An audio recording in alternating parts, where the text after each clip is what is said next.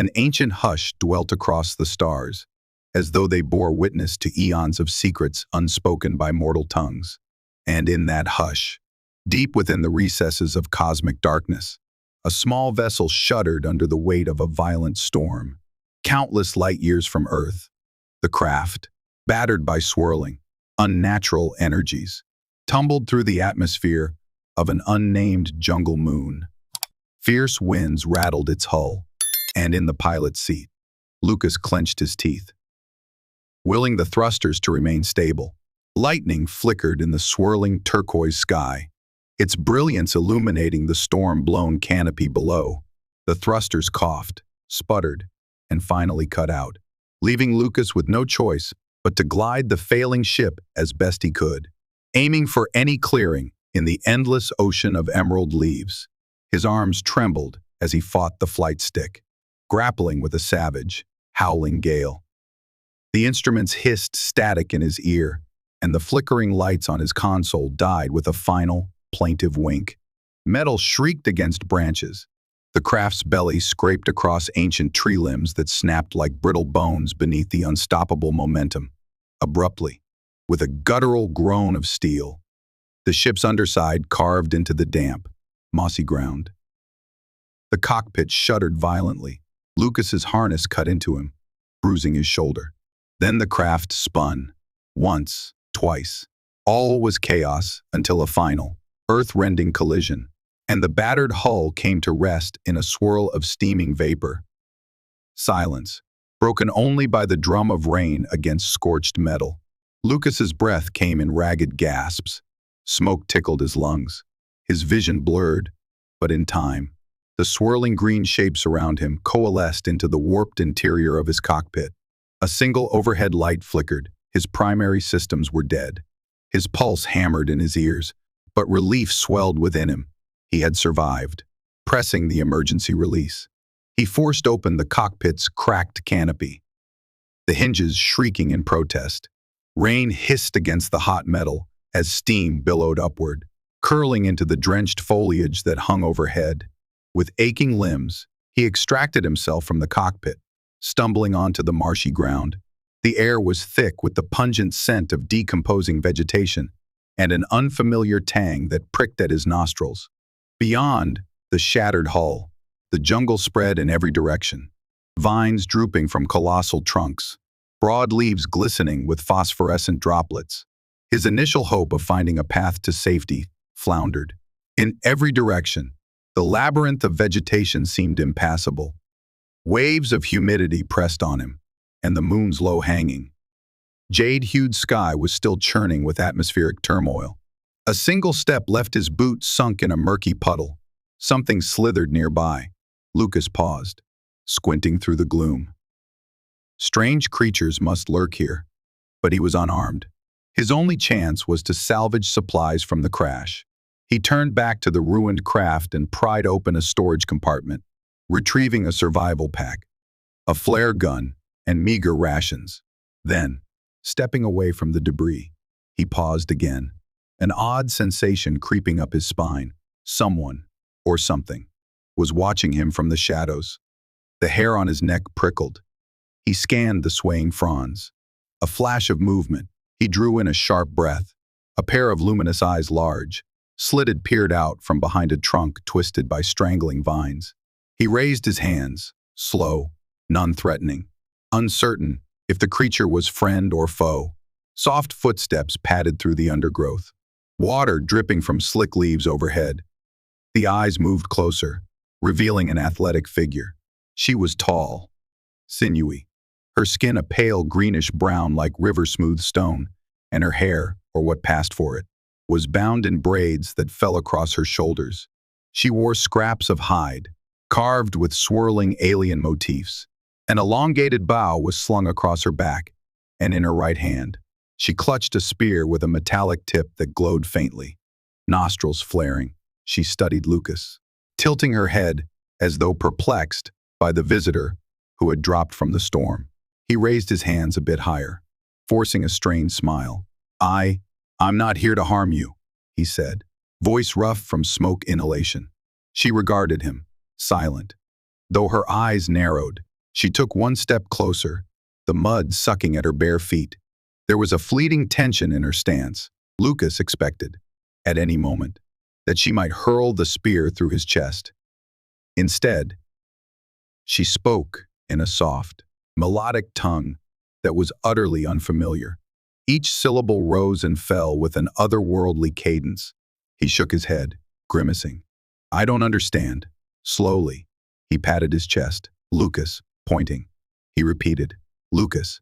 She hesitated, then tapped her own chest. "Neri," the single word, resonating in the thick air, sounded like swirling water around stones.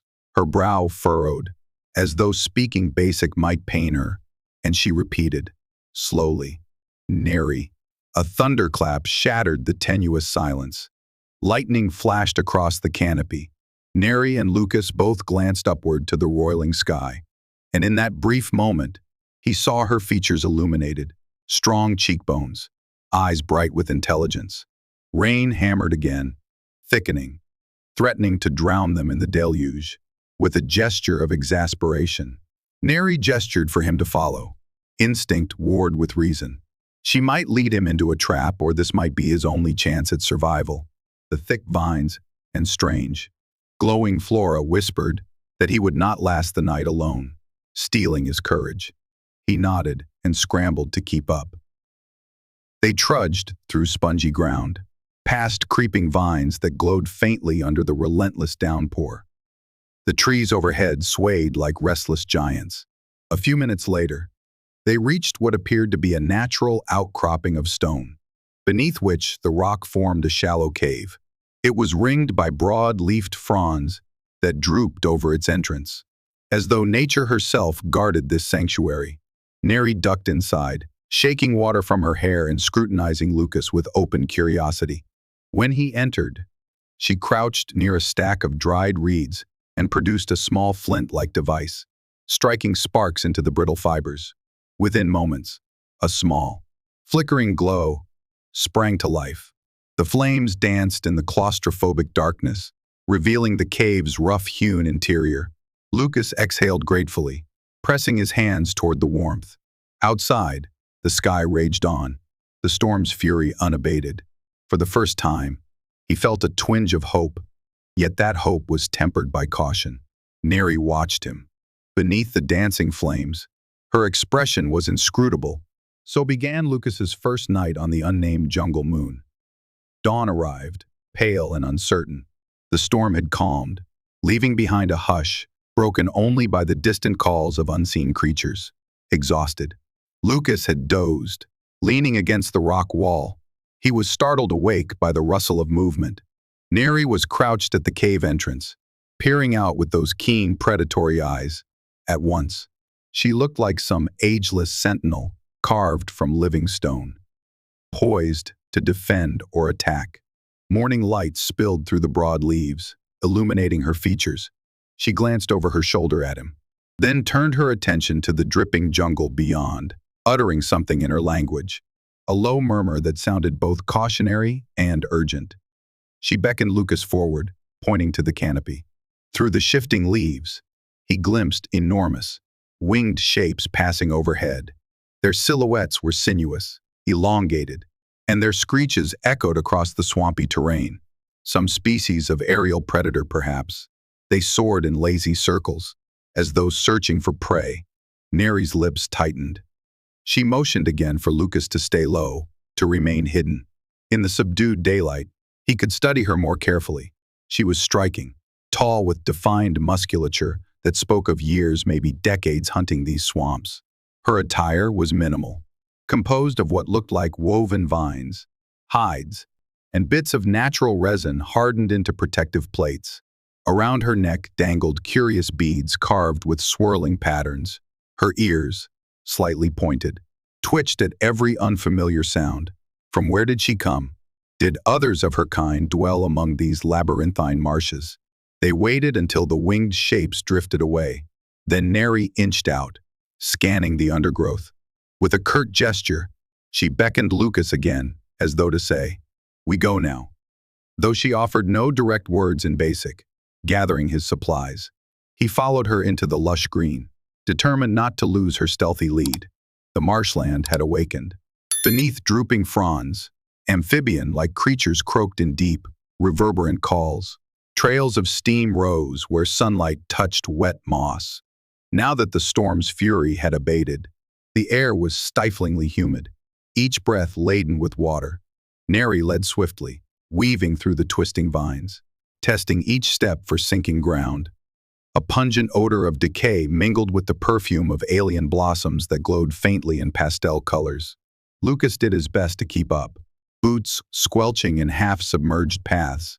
His heart pounded with exertion, sweat trickling down his brow. Yet, though he found her pace demanding, he was grateful for her guidance. Alone, he'd have sunk into quicksand or fallen prey to 1,000 hidden hazards. Every so often, Neri slowed, scanning the horizon, then changed direction abruptly, as though evading some invisible threat. Several times, they skirted wide around thick clusters of vines that shifted unnaturally, almost as though they possessed a malign awareness. At length, they emerged onto firmer ground, a slight rise that overlooked a broad swamp. The water, black as ink, reflected the tangled canopy overhead. Strange leaves drifted on the surface, and faintly luminous algae trailed beneath. Neri slowed, eyes narrowed, and lifted her spear. She pointed across the water toward an outcropping of moss-caked stones. Lucas followed the line of her spear, noticing a large reptilian shape sprawled across the stone. Its scales shimmered an iridescent green, and a mane of quill-like protrusions crowned its head.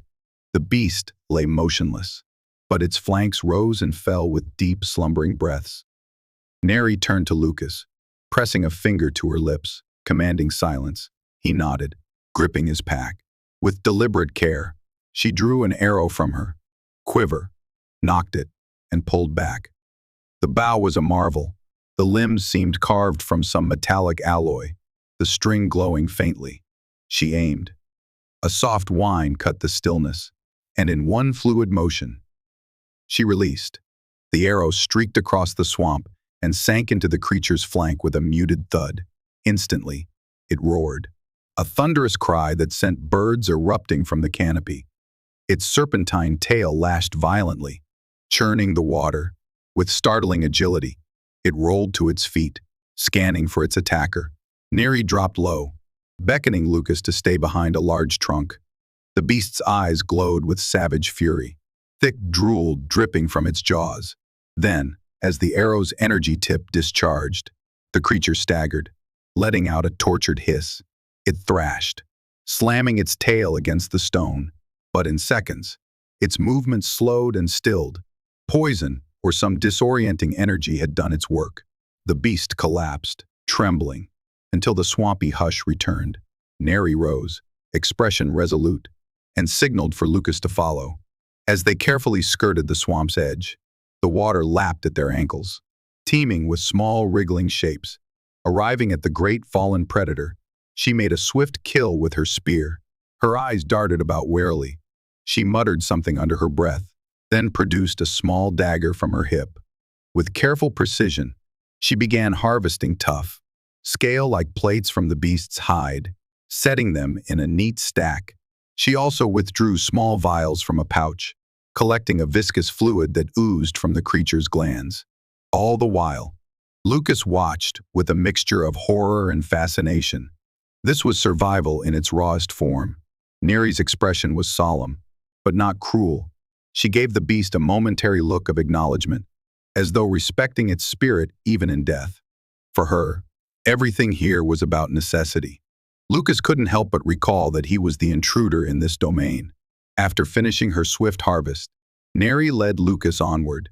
The path wound through twisting vines that formed tunnels of green luminescence. The ground rose again to a cluster of giant, centuries-old roots that converged around a broad, natural clearing. There, partially hidden by creepers, stood a small structure, perhaps a crude hut or shrine fashioned from woven reeds and strewn with tribal symbols. An aura of quiet reverence surrounded the place. Neri parted the vines to reveal an interior space, lit by the glow of pulsing, fungus-like growths arranged in baskets. The floor was lined with thick, woven mats. In one corner stood racks of spears, bows, and other weapons whose designs defied human logic. Her home, or so it appeared. Lucas stepped inside, bowing his head in silent gratitude. Neri deposited her spoils from the hunt, carefully emptying the vials and stacking the scales on a flat surface. Next, she handed Lucas a small, oblong fruit with a waxy, greenish-yellow skin. She mimed, taking a bite. Cautiously, he sank his teeth into the flesh, finding it surprisingly sweet, with a tangy aftertaste reminiscent of citrus. For the first time since his crash, he felt nourishment trickle through him, his battered body grateful for even this small relief. He lowered himself onto one of the mats, exhaustion drawing an involuntary groan from his lips. Neri regarded him, eyes flicking to the bruises on his arms, the bandages he'd hastily wrapped around a cut on his forehead. A soft expression crossed her features. Without warning, she retrieved a small pot from a nook and knelt before him. Scooping out a paste-like substance that smelled of sharp herbs, gently, she smeared it on his wound. The sting faded, replaced by a soothing numbness. "Thank you," he murmured. She nodded, expression acknowledging his gratitude without understanding the words. For a moment, they were united by the simplest of bonds, caretaker and patient, two strangers in a savage land. Outside, the day wore on, a heavy silence broken only by the drip of water from the leaves and the faint songs of hidden creatures. Lucas wondered if he would ever see his starship repaired, if he would find a beacon strong enough to call for rescue. He feared the moon's labyrinth would swallow him whole, though a flicker of hope ignited each time he recalled how Neri had come to his aid. The question lingered, had she chosen to rescue him out of mere curiosity, or was there some deeper reason? He resolved to learn more, if indeed they survived long enough. Days bled together in the swamp-laden realm, marked by subtle changes in the hue of the sky and the slow alternation of storms and muggy calm. Lucas discovered that Neri, though stoic, possessed a subtle kindness, sharing her meager stores of food, tending to his wounds with her poultices, and guiding him safely through the winding labyrinth of plants that seemed to shift when no one was watching. In return, he did what little he could to help, forging a rough seat for her out of salvage from his survival pack, or assisting with gathering water in broad leaves. Though they struggled to communicate in words, gestures and expressions proved surprisingly sufficient. Bit by bit, Lucas grew stronger. He studied Neri's mannerisms, gleaning a few rudimentary words from the stream of her language. She, too, attempted some basic, repeating short phrases Lucas modeled for her. These stumbling attempts at exchange shaped a fragile bond. He found himself trusting her more each day, comforted by her resolute presence in a world that threatened to engulf him. On one of their foraging treks, a rumble of thunder guided their attention skyward, reminding Lucas of the violent storms that had cast him here. The hull of his crashed vessel still lay half-submerged in marsh a few clicks away, but it was beyond salvage. The engines and communication array were crushed by fallen trunks and debris. He'd found a battered transmitter, but it was short-range, hardly capable of reaching orbit. He clung to a shred of hope that passing ships might pick up a distress beacon if he could boost the signal. For now, though, survival took precedence. Each day was a delicate dance between the hidden perils of the swamp and the fleeting resources that sustained them. One morning, while Neri busied herself collecting vines for weaving, Lucas sat by the little hut's entrance, tinkering with the transmitter's circuitry. He had some engineering knowledge from his days as a pilot. If he could amplify the power output, perhaps the signal might pierce through the thick atmosphere. The small device spat sparks at him as he worked, but he pressed on, ignoring minor burns. After hours of careful soldering, he managed to coax the transmitter's power indicator to glow a faint, steady blue. Encouraged, he placed it on a flat stone to test, stepping outside to hold it aloft. Static hissed in his earpiece. He attempted a broadcast, voice low and urgent. "Distress call. This is Lucas Bernhardt of the cargo ship Antares. Crash landed on unknown moon. Request immediate assistance. Only static returned. He tried not to let hopelessness seep in. Distress call. Coordinates unknown. Again. Static. Then with a sigh. She set the transmitter aside. Perhaps the day's attempt was merely the first step. That evening, a hush, deeper than usual, settled over the jungle. Neri sat by a small fire, carefully polishing the arrowheads she'd collected. Lucas stared out at the flickering shadows cast on the woven walls. The stillness was almost suffocating, as though the land was holding its breath. A faint tension vibrated in the humid air. Suddenly, a sharp cry rang out from somewhere beyond the clearing, a guttural wail that made Lucas's blood run cold. Neri stiffened. Slowly, she placed her arrowheads aside and rose. Spear in hand, Lucas got to his feet, heart thudding. Another cry shattered the night, closer, followed by the rustle of disturbed foliage. Neri motioned for Lucas to stay put, but he felt compelled to follow. Retrieving the flare gun from his pack, the only weapon he had, they crept into the darkness, guided by faint starlight. Through the dense leaves, the silhouette of something large moved, pressing forward. Then, a flash of dull scales. It was not the reptilian beast from before, nor the aerial predators. This creature stood upright, tall as Neri, its body draped in thick, scaled hide that glowed with blue veins. It emanated an oppressive, hostile aura, eyes reflecting moonlight. It raised a sinewy arm, brandishing a crude stone mace. Following it were several smaller shapes of similar build, each armed with primal instruments.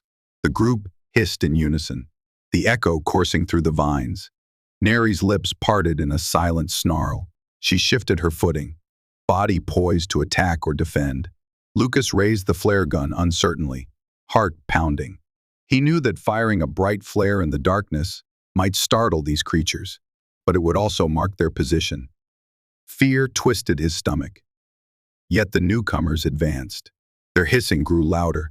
The leader, massive muscles coiling under its scaly skin, stepped forward with menacing purpose. Neri acted first. With a guttural cry, she loosed an arrow that flew straight into the leader's shoulder. It let out a feral roar, the arrow's energy discharged, but the creature seemed only partially affected, staggering momentarily before snapping the shaft and tossing it aside.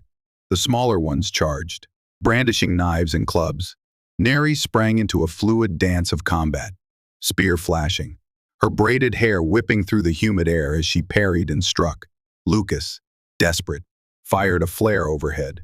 The red-hot streak illuminated the clearing, revealing a frenzy of movement.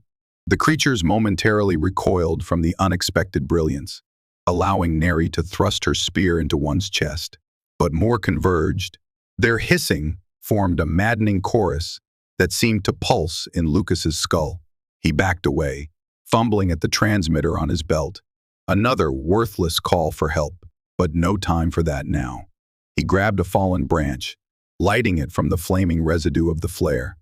Fire, so bright in the gloom, might repel them. The nearest creature snarled, swinging a club that narrowly missed Lucas's face. Instinct took over, and he jabbed the flaming torch at it, singeing its scaly hide. The creature hissed in pain, retreating momentarily. All around, the sounds of battle echoed. Neri fought with swift, lethal efficiency, her movements honed by countless encounters with this savage moon. The ground grew slick with mud and blood. Another arrow soared through the air, lodging in a creature's neck, but for each one that fell, another lurked behind. It was an ambush. Lucas glimpsed Neri dodging a vicious swing before driving her spear into a creature's gut. Then, a blow to Lucas's chest knocked the wind from him. He staggered, dropping the torch. A scaly hand grasped at his throat, threatening to crush his windpipe. Panic surged. Spots danced in his vision. Summoning his last strength, he slammed the butt of the flare gun into the attacker's face. It reeled, hissing. Neri lunged from behind, finishing the beast with one precise thrust. At last, the remaining invaders, either wounded or fearful of the woman who fought like a living storm, retreated into the darkness, Their guttural cries echoed faintly, receding into the swamp. Silence returned, broken only by Lucas's ragged breaths. He sank to his knees, adrenaline leaving him trembling. Blood trickled down the side of his face from a shallow graze.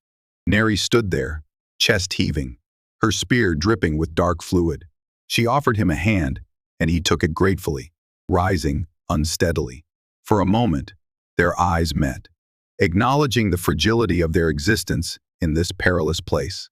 Then Neri exhaled, shaking her head with a mixture of frustration and determination. This was her world, rife with danger at every turn, from predators to tribes of hostile beings. If Lucas wished to survive, he would need to learn more than just how to follow her lead. He needed to fight as she did, to claim the moon's savage respect. In the nights that followed the ambush, Lucas heard the haunting calls of those scaled tribes echoing through the trees. But they did not attack again. Perhaps they had learned caution, or they waited for a more opportune moment. Either way, a quiet dread hung over every dusk. Lucas found himself sleeping fitfully, his mind replaying the violence over and over. In those restless hours, he wondered what cosmic whim had chosen him to crash on this cursed, enchanting moon. Yet even as fear gnawed at him, he marveled at Neri's resilience. With methodical patience, she took him beyond mere survival, teaching him how to lash vines, to craft rudimentary traps, how to recognize which mushrooms were lethal and which provided vital sustenance, and how to move silently through the labyrinth of twisted trunks.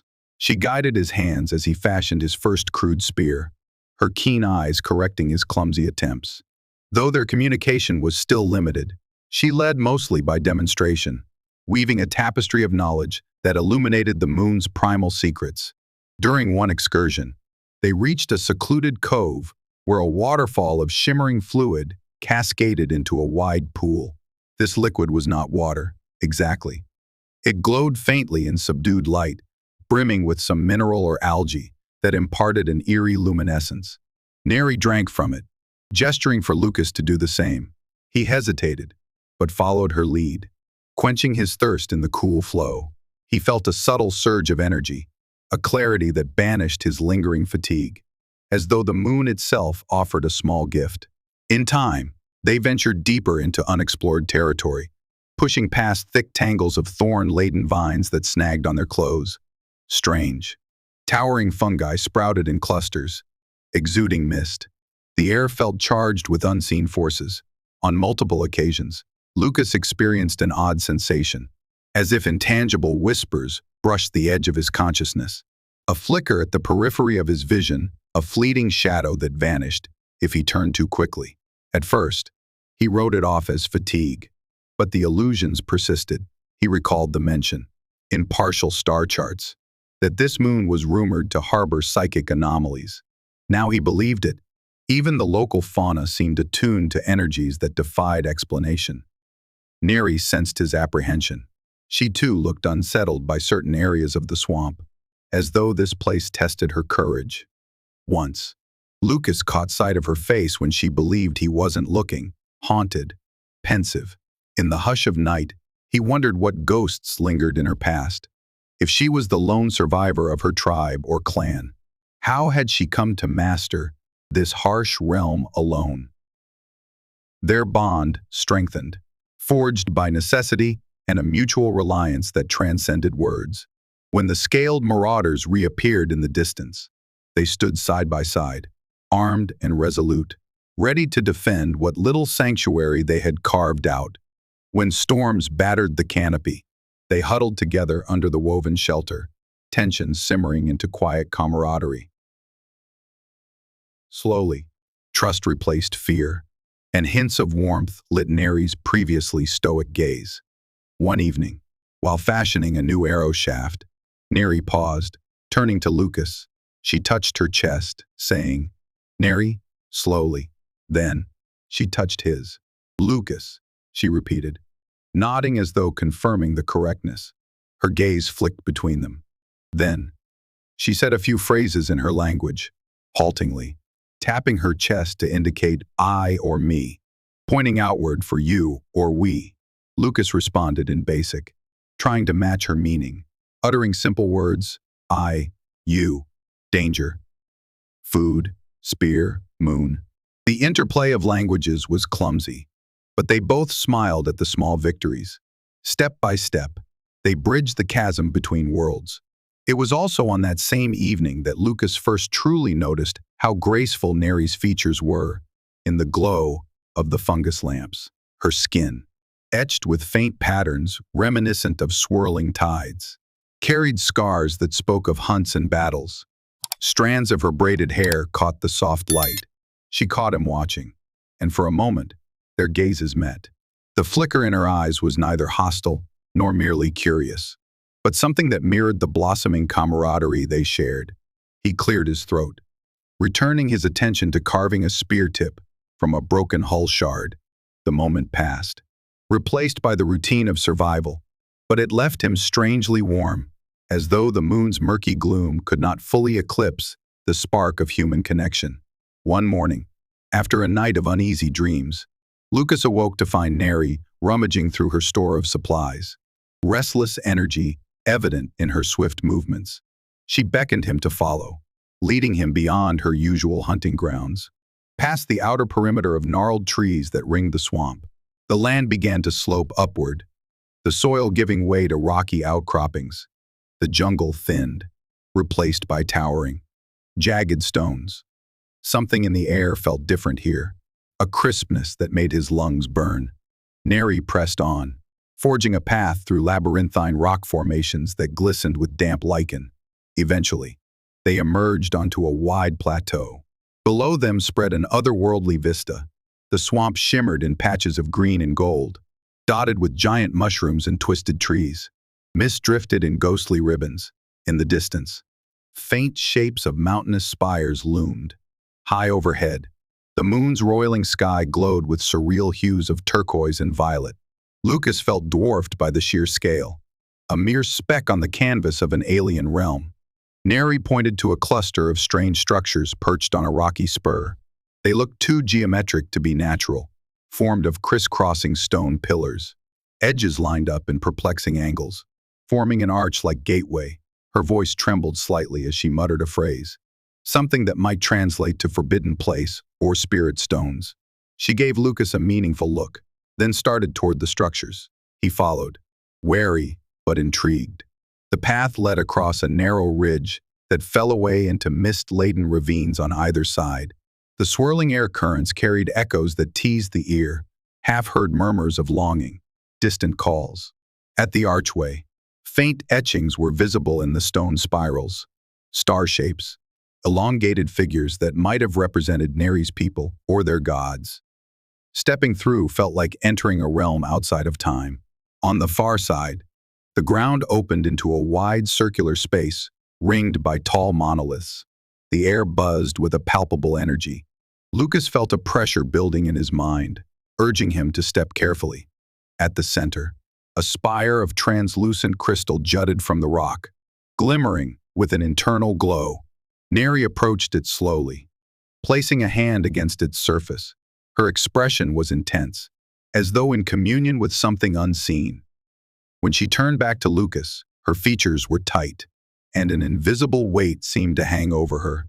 She gestured for him to do the same, placing his hand against the crystal.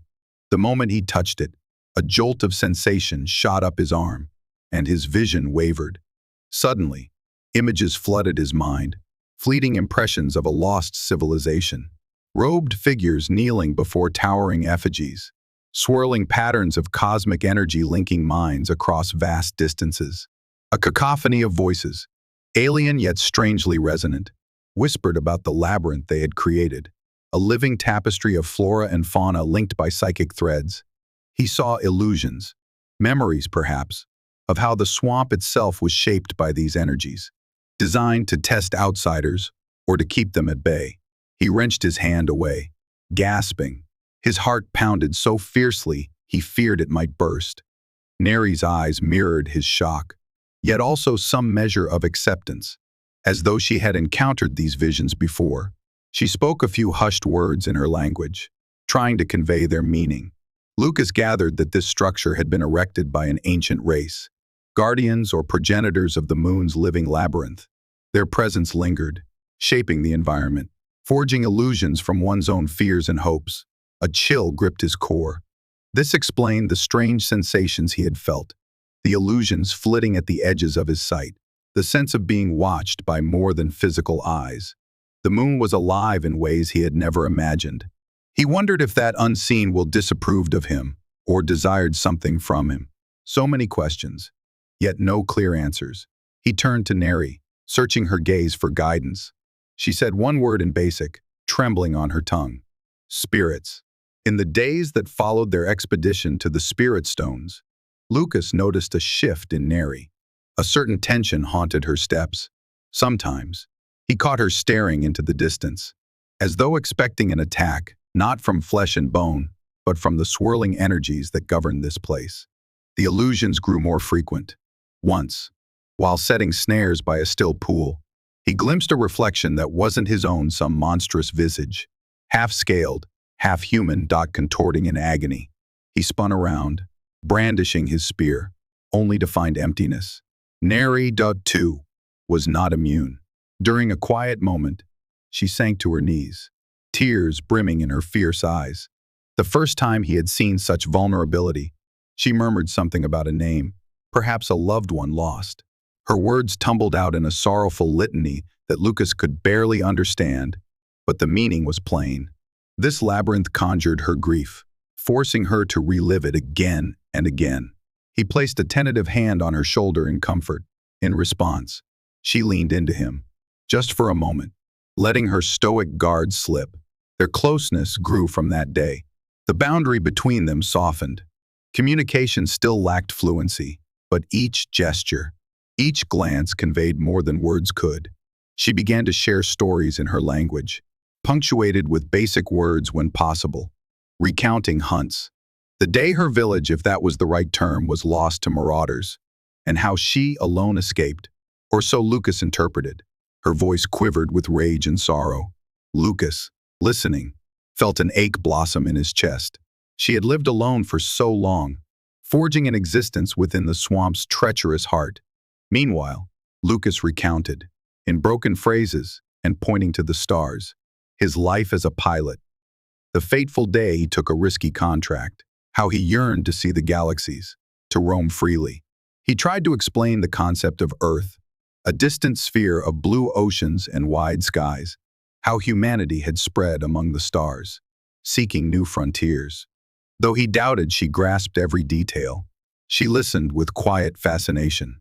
One afternoon, while practicing with his spear near the edge of the clearing, Lucas felt a subtle tremor in the ground, as though the moon itself had drawn a sharp breath. He stumbled, glancing around for the source.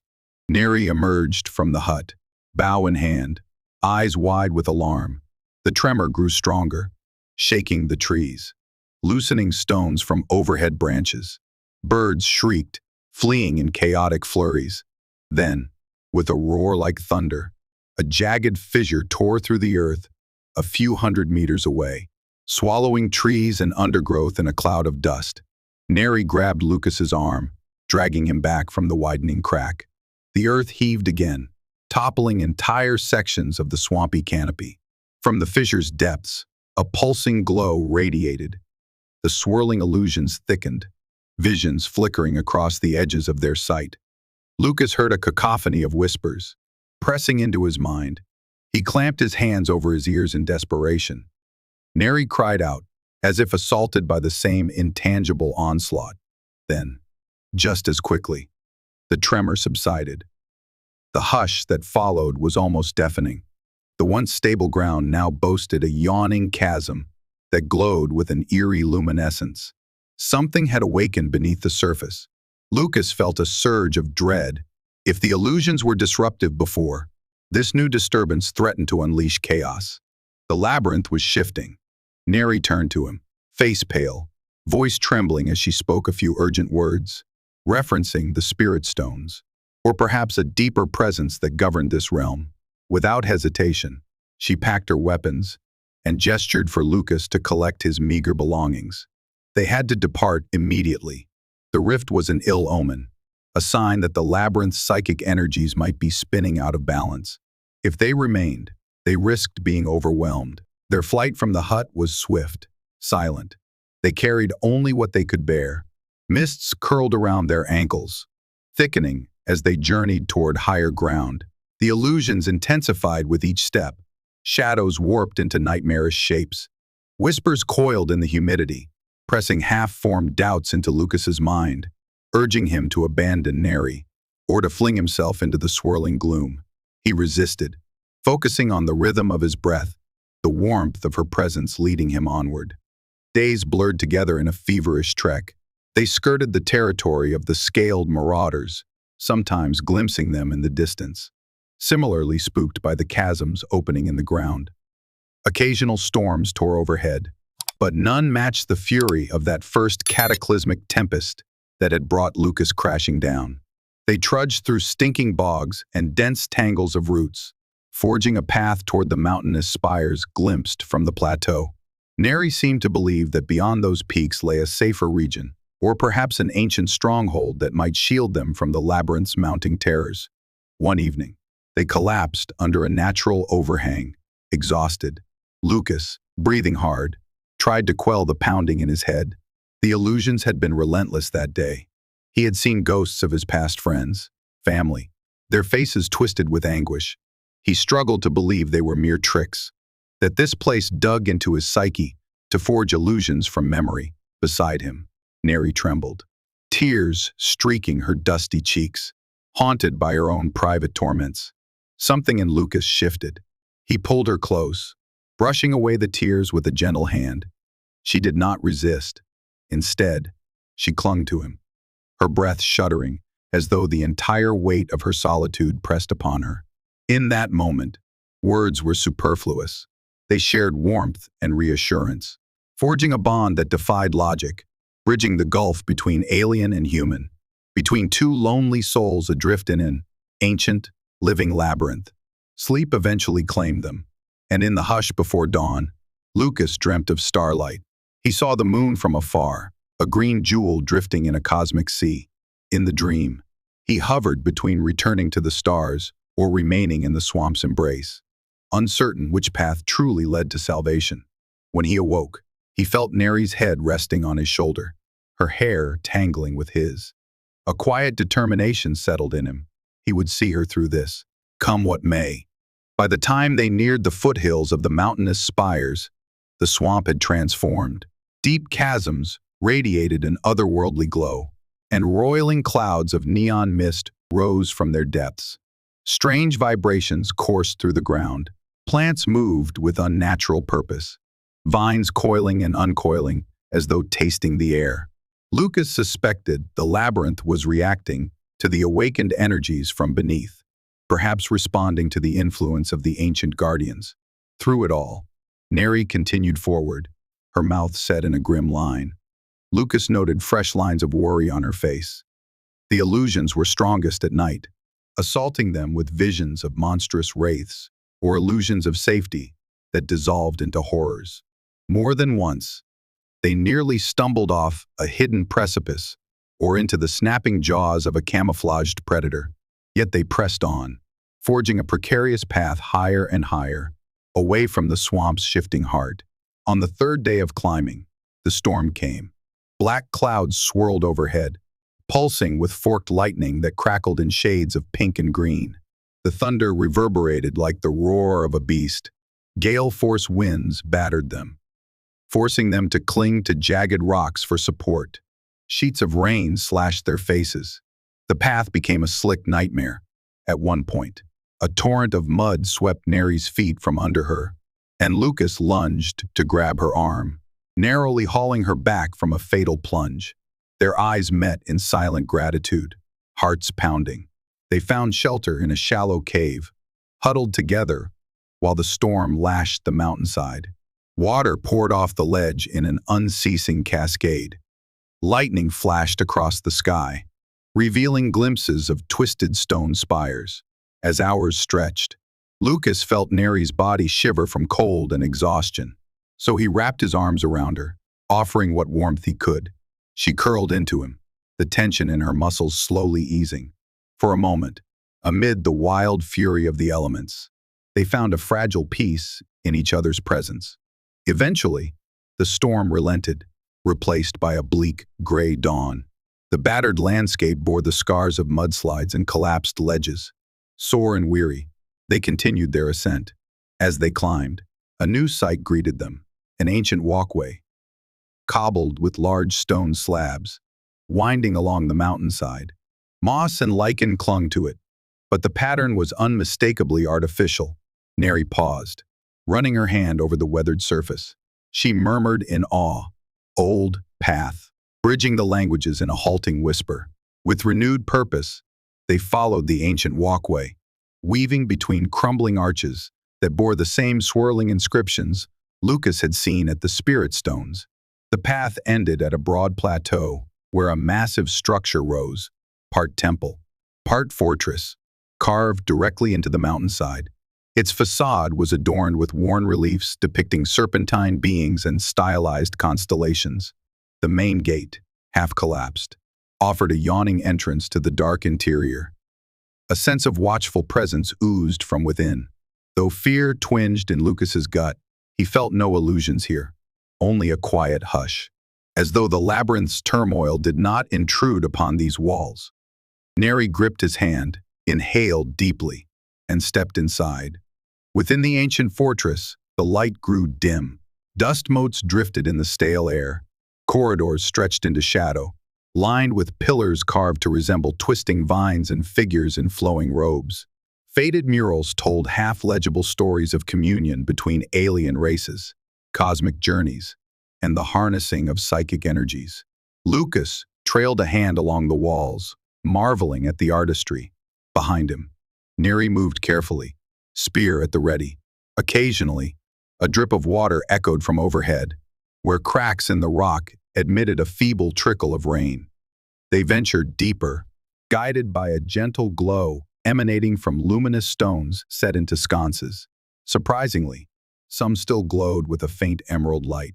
As they proceeded, the labyrinth of corridors began to reveal rooms, chambers, that might have once served as libraries or meditation halls. In one large hall, they discovered a broken statue of a robed figure with elongated limbs and a featureless face. A swirl of star-like symbols circled its head. Lucas wondered if this was one of the ancient guardians, the race that shaped the living labyrinth to guard their secrets. Past the statue, the corridor opened into a central atrium, crowned by a cracked dome overhead. At the center, a pedestal rose, cradling a large crystal orb. Faint pulses of light shimmered across its surface, echoing the phenomenon Lucas had felt at the Spirit Stones. Neri approached slowly, transfixed. She set her spear aside and touched the orb with trembling fingers. A swirl of energy reacted, creating a bridge between her and the artifact. She gasped, eyes fluttering shut, as if battling an onslaught of visions. Lucas rushed to her side, placing a reassuring hand on her shoulder. The swirling lights within the orb intensified, and for an instant, he sensed a presence. It probed his mind, evaluating him, sifting through memories of childhood, of his starship, of the fleeting sense of wonder he once had for the cosmos. It whispered demands, or perhaps questions he couldn't decipher. Meanwhile, Neri shuddered, tears sliding down her cheeks. She was reliving the tragedy of her people, the illusions made starkly real by the orb's psychic influence. Anguish welled up in Lucas. He felt Neri's pain as though it were his own, the sorrow of a life spent in isolation, haunted by the labyrinth's illusions. "Stop," he whispered, unsure if he addressed the orb or the unseen guardians behind it. "Please, let her go." His voice broke. He pressed his hand atop hers on the orb, sharing the burden. In response, the orb's glow flickered, then stabilized into a steady rhythm. Lucas felt warmth flood his mind, a gentle wave that soothed the chaos, as though the presence recognized their bond, their unity, and gave them a measure of grace. Neri exhaled sharply, her eyes opening. The tension melted from her posture. She glanced at Lucas, gratitude etched in her expression. her tears still wet on her face. Their hands remained together on the artifact, joined in that moment of silent understanding. Slowly, Neri withdrew her fingers, stepping back. The orb's light faded until only faint pulses remained. Her gaze met Lucas's, and though she struggled for words, the gentle press of her hand on his chest conveyed her thanks. Something unspoken passed between them, a recognition that they had reached a deeper connection, forged by the labyrinth's trials. Amid this ancient fortress, in the heart of a once mighty civilization, they found a fleeting stillness. For a while, they lingered in the fortress, exploring its corridors and gathering what they could learn. The illusions outside were subdued here, as if the labyrinth's power was neutralized by the temple's wards. They discovered a partial chart etched into a stone tablet, depicting constellations that matched known star systems. Lucas traced the patterns, identifying the approximate region of space. If he could broadcast from here, perhaps the stone walls and the relics would strengthen, not weaken, his distress signal. Working tirelessly, Lucas assembled a makeshift beacon in one of the upper chambers, where the dome had collapsed, permitting a direct view of the sky. He rigged the battered transmitter with salvaged crystals from the sconces, hoping they might amplify the signal. As Neri watched, uncertain but supportive, he tuned the device to wide-band frequencies. At last, he flicked the switch. A faint hum coursed through the crystal. Outside, a greenish beam shot skyward, flickering in the swirling atmosphere. "Distress call," Lucas repeated. "This is Lucas Bernhardt, pilot. Requesting rescue. Coordinates unknown, transmitting approximate star references. Repeat. Requesting rescue." The voice that echoed back was his own, layered and static. He closed his eyes, hoping beyond reason that someone might hear and respond. Days passed, the beam continuing to pulse. During that time, he and Neri found moments of solace in each other's presence. They hunted in the outskirts of the temple, gathering small game and forging new arrowheads from the fortress's metal scraps. At night, the illusions were but faint whispers. On the fourth day, while finishing a shared meal of roasted roots and game, a buzzing crackle erupted from the transmitter. Lucas scrambled to his feet, heart pounding. The device hissed with static. Then a garbled voice broke through. "Hear you. Lucas N. Hear me. This is the merchant vessel Aurora's Dawn. Scanning local system. We picked up your signal." Emotion choked Lucas's throat. He pressed the transmitter's button. Yes, I read you. This is Lucas, marooned on the surface. My craft crashed weeks ago. There's an atmospheric storm, so approach with caution. Coordinates. Stand by. He struggled to articulate their approximate position, referencing the star chart and the fortress's location. The signal quality wavered, but a reply came, promising a rescue attempt once they maneuvered through the planet's hazardous electromagnetic field. Relief surged through him, his entire being flooded with gratitude. He turned to Neri, eyes shining. She frowned, uncertain, hearing only half the exchange in a language she barely understood. Slowly, Lucas explained, haltingly combining words in basic with gestures. My people. Rescue. Come. Here. Realization dawned in her gaze. Her expression flickered with conflicting emotions, hope for him, but also fear or sadness. He grasped her hands, searching her face. She forced a small, tremulous smile, though tears threatened in her eyes. Even in victory, a new question arose. What would become of Neri? Over the next 2 days, the signal transmissions continued. The Aurora's Dawn drew closer, braving storms to lock onto Lucas's beacon. When at last the rescue shuttle pierced the roiling clouds, its engines thrumming through the valley, Lucas and Neri stood upon the fortress terrace. The swirling illusions parted as the vessel descended, stirring the dust in violent gusts. Lucas shielded his eyes, heart pounding in disbelief. He turned to Neri, who looked equally awed, her braids whipped by the shuttle's backwash. With a groan, the craft settled upon the rocky plateau, its landing skids hissing against the ancient stones. The ramp dropped. Figures in sleek environmental suits emerged, scanning the area with handheld devices. The lead stepped forward, flipping up a visor, revealing a human face etched with concern. "Lucas Bernhardt," he called. Lucas stepped forward, raising an arm. "I'm here," he shouted over the engine noise. Relief radiated from the rescue team, but they also noted the tall, alien huntress at his side, her spear held loosely. Introductions were clumsy. The rescuers were wary, uncertain how to address Neri. She likewise regarded them with guarded suspicion, though she allowed them to approach. Mindful of Lucas's reassurance, data was exchanged, hurried explanations about the labyrinth, the illusions, the ancient fortress. The rescue leader insisted they depart quickly. The atmosphere was unpredictable. They could not remain safely for long.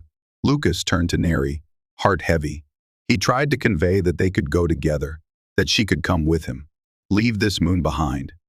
She eyed the rescue craft, then the swirling sky, then the fortress that had sheltered them. Doubt flickered in her eyes. This was her home, for all its horrors and heartbreak. Yet it was also her prison, a place of endless battles against illusions and hostile tribes. Could she abandon the only life she had ever known? In the hush before the final decision, he took her hands, speaking softly, uncertain how many words she understood. "I don't want to leave you here alone," he said, voice thick with emotion. "We can find new horizons among the stars, you and me." She gazed at him, tears trembling in her luminous eyes, and after a moment's hesitation, she nodded. The simple acceptance was more profound than any speech. Their fates were intertwined. They would face the unknown together. So it was that Lucas and Neri ascended the shuttle's ramp. Behind them, the ancient fortress loomed in silent farewell, its corridors once more submerged in stony solitude. As the engines roared to life, carrying them away from the labyrinth's shifting shadows, an odd hush settled over the swamp below, as though the moon recognized their departure. Through the viewport, they saw the swirling illusions recede, the swirling vines, and luminous pools merging into a tapestry of green and gold. Then the craft punched through the turbulent clouds, emerging into the star-flecked cosmos. For the first time in her life, Neri saw her world from above, a lone moon haloed by swirling storms. She pressed close to Lucas, eyes brimming with awe and trepidation.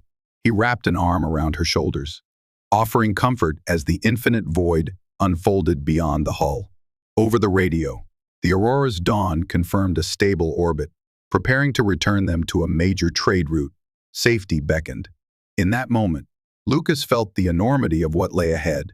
Bringing Neri to human space would be challenging cultural barriers, language, the intricacies of advanced technology.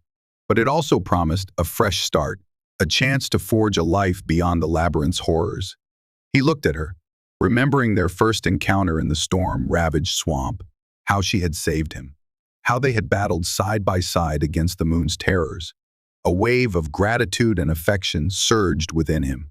She met his gaze and smiled, softly. No illusions, no parted illusions of the labyrinth, just two souls, bound by fate, leaving behind an ancient realm to seek new destinies among the stars. Outside, the swirl of cosmic dust glittered against the moon's radiant curve. The engines throbbed, and the shuttle soared onward, climbing toward a horizon of endless possibility. Their story would continue far from that savage green world, where psychic forces still whispered among tangled roots. But in their hearts, Lucas and Neri carried the memory of that living labyrinth, a reminder that from the depths of peril, unlikely bonds can form, and in the darkest reaches of the unknown, hope can flourish. Now, guided by that hope, they set forth hand in hand, forging their own path in a universe vast and uncharted. Grateful for the promise of all that lay ahead,